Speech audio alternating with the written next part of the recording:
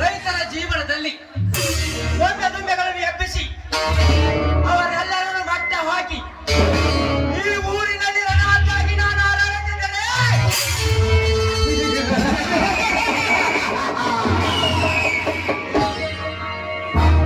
ಪ್ರೀತಿ ಪ್ರೇಮ ಎಂಬ ತಲೆ ಕೆಡಿಸಿ ಮನಸ್ಸಿಟ್ಟ ಪ್ರೇಯಸನತೆ ಕಾಮದಾನ ತೀರಿಸುವ ಶರಣಾಯ್ತೆ ನಾನು.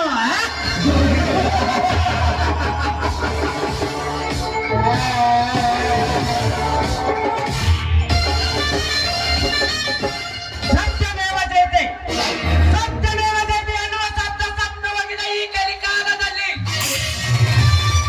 ಅದಕ್ಕೆ ಸತ್ಯವಾಯಿತು, ಧರ್ಮ ಮುಳುಗಿ ಹೋಯಿತು.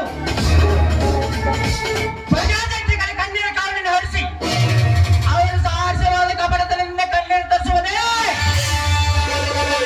ಈ ನರಸಿಂಹಗೌಡನ ಪ್ರಥಮ ಗುರಿ.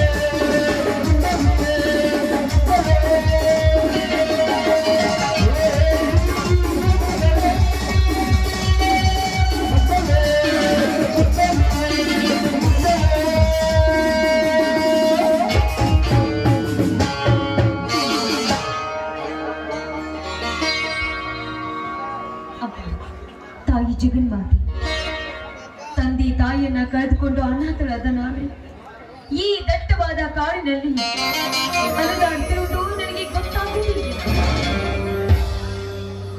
ತಂದೆ ತಾಯಿಯನ್ನ ಕಳೆದುಕೊಂಡು ಅನಾಥಳಾದ ಈ ಒಂಟಿ ಹೆಣ್ಣಿನ ಜೀವನ ಮುಂದೆ ಬದುಕುವುದಾದ್ರೂ ಹೇಗೆ ತಾಯಿ?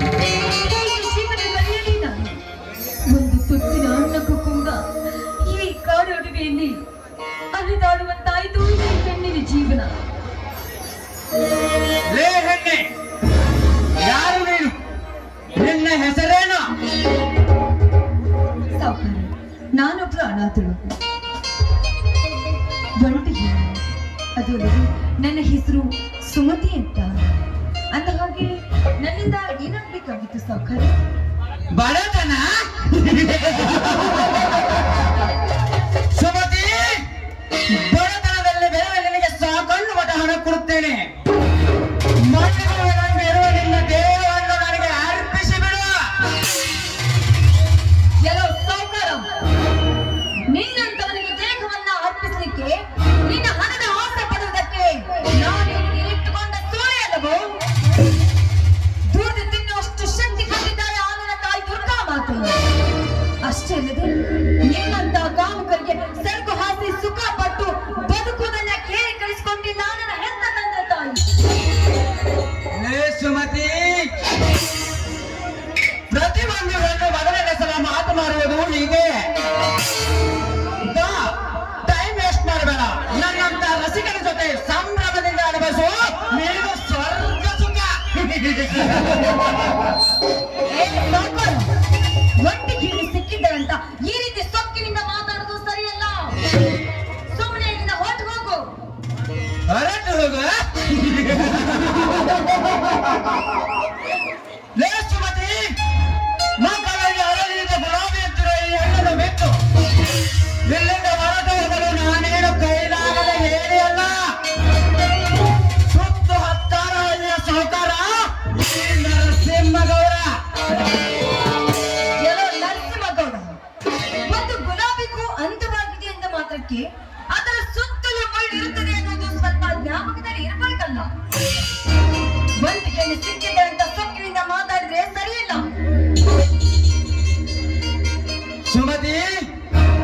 ಏನು ನಿನ್ನ ಪಳಪಳ ಹೊಳೆಯುತ್ತಿರುವ ಕಣ್ಣು, ಮುದ್ದು ಮನಸ್ಸಿನ ಆ ನಿನ್ನ ಮುಖ ರಂಬೆ ಊರ್ವಶರು ಮೀರಿಸುವಂತ ಈ ನಿನ್ನ ಮೈಕಟ್ಟು, ಅದರಲ್ಲಿ ನಿನ್ನ ಶೀಲ ತೆಗೆಲಾರದೆ ಹೇಗೆ ಬಿಟ್ಟು ಬಿಡಲಿ ಸುಮತಿ ನಿನ್ನನ್ನು? ಬೇಡಿ ಸೌಕರ್ಯ, ನಾನೊಬ್ಳು ಅನಾಥ ಹೆಣ್ಣು, ತಂದೆ ತಾಯಿಯನ್ನ ಕಳೆದುಕೊಂಡ ಅನಾಥ ಹೆಣ್ಣು. ದಯವಿಟ್ಟು ನನ್ನ ನಿಮ್ಮ ತಂಗಿಯಿಂದ ತಿಳಿದುಕೊಂಡು ದಯವಿಟ್ಟು ನನ್ನ ಶೀಲವನ್ನ ಹಾಳು ಮಾಡಬೇಡಿ, ಬಿಟ್ಬಿಡಿ ನನ್ನನ್ನ. ಲೇ ಸುಮತಿ, ನೀನೇನು ನನ್ನ ಒಳಮುಚ್ಚಿನ ತಂಗಿನೂ ಅಲ್ಲ, ಮೇಲಾಗಿ ನಮ್ಮಪ್ಪನ ರಕ್ತಕ್ಕೆ ಹುಟ್ಟಿದವರೂ ಅಲ್ಲ. ನೀನು ಏನೇ ಹೇಳಿ ಬೇಡಿಕೊಂಡರು ನಿನ್ನ ಬಿಡುವ ಮಾತೇ ಇಲ್ಲ. ಬಾರಲೇ, ಬಾ. ನಿನ್ನ ಶೀಲವನ್ನು ಕುಚ್ಚಿ ಕುಚ್ಚಿ ತಿನ್ನಬೇಕೆಂದು ಹಾರಿ ಬಂದ ರಣಹದ್ದು ನಾನು. ಬಾರಲೇ, ಬಾ, ಅಪ್ಪಿಕೊಂಡು ಸುಖ ಕೊಡುವ.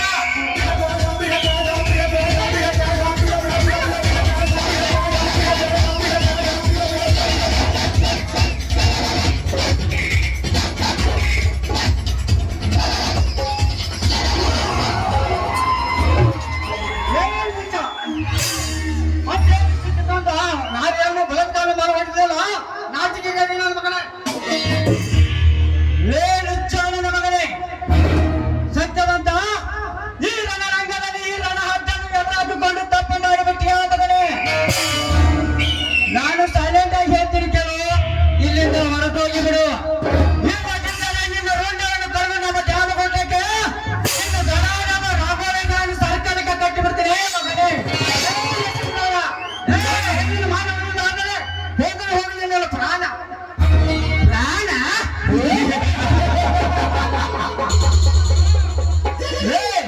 ದೇವಿಕಾರಿ ನನ್ನ ಮಗನೇ, ದಿಕ್ಕು ದಿಶೆ ಇಲ್ಲದ ನಾಥನ ಸಲುವಾಗಿ ನಿನ್ನ ಪ್ರಾಣವನ್ನು ಕೊಡ್ತೇವೆ ಎಂದು ಬೋರ್ಗಡ್ತಿರುವಲ್ಲ, ನೀವನೇನು ನೀನು ಇಟ್ಟುಕೊಂಡವಳ ಇಲ್ಲ ಕಟ್ಟಿಕೊಂಡವಳ ಅಥವಾ ನಿನ್ನ ಜೊತೆ ಮಲಗಿರುವವಳ? ಏನು ಚಲಂದ್ರ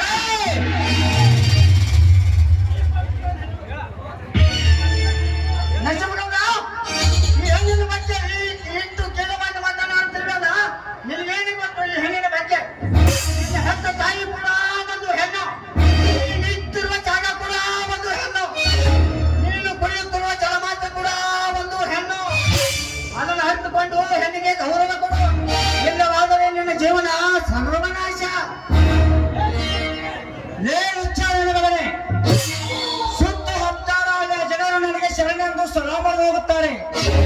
ಅಂಥದ್ರಲ್ಲಿ ನನಗೆ ಪುರಾಣಿಯಲ್ಲಿ ಬಾಯಿಗೆ ಬಂದಂತೆ ಮಾತನಾಡ್ತಿರಲ್ಲ, ಲೇ ನರಸಿಂಹಗೌಡ, ನಿನ್ನನ್ನು ಸಮಾಜದಲ್ಲಿ ನಿನ್ನನ್ನು ಬಳಸುವುದೇ ಇಲ್ಲ.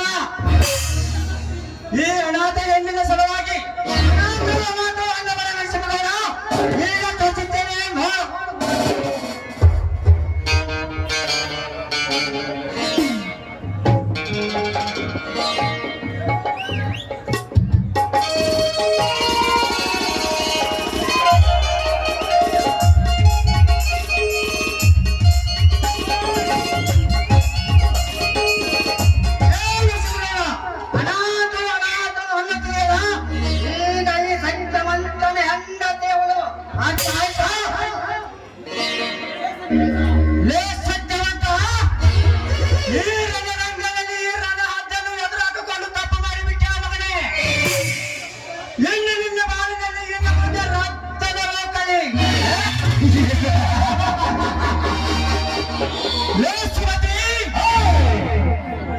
ಸಮಯ ನೋಡಿ ಹಾಕಬೇಕು ಮೇಲಿಗೆ ಗಾಣ. ನೀನು ನಿನ್ನಗೆ ನನ್ನ ಕೈಯಲ್ಲಿ ಸಿಕ್ಕಾಗ ನಿನ್ನ ಶೀಲವನ್ನು ಹಾಳು ಮಾಡಿ ಹಂತ ಹಂತವಾಗಿ ನಿನ್ನ ಮನೆತನ ಮಾಡುವೆ ನಾನು ಸರ್ವನಾಶ.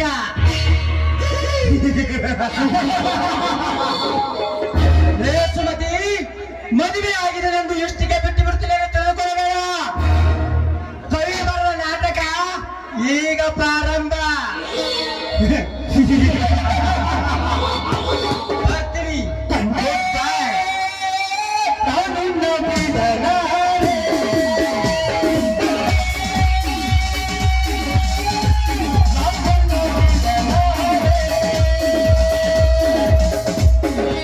ಹೋಗು ನರಸಿಂಹಗೌಡ, ಹೋಗು. ನನ್ನಂತ ಪುಂಡ ಪುರಾಣ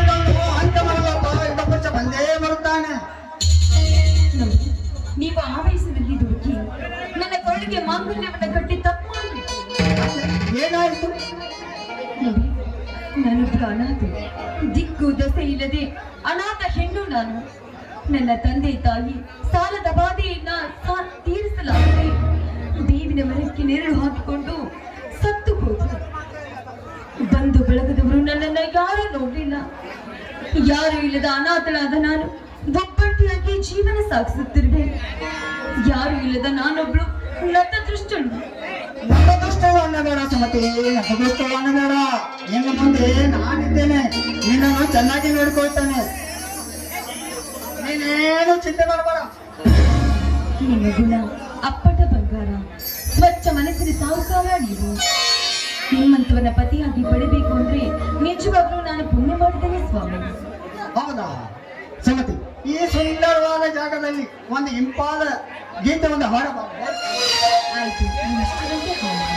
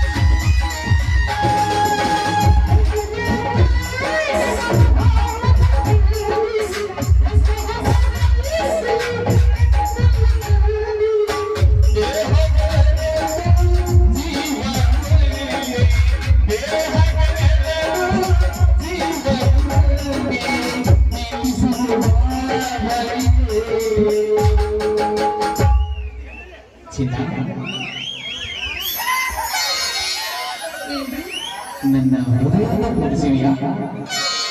ನನ್ನ ಮೇಲೆ ನಿಮ್ಗೆ ಸಂಶಯವಿಲ್ರಿ? ನಿಜವಾಗ್ಲೂ ನಾನೇ ಮಾತಾಡ್ಕೊಂಡು ನಿಜವಾಗ್ಲೂ ನಿಮ್ಮನ್ನ ತುಂಬಾ ಪ್ರೀತಿಸ್ತಿದ್ದೀನಿ. ಪ್ರೀತಿಗಾಗಿ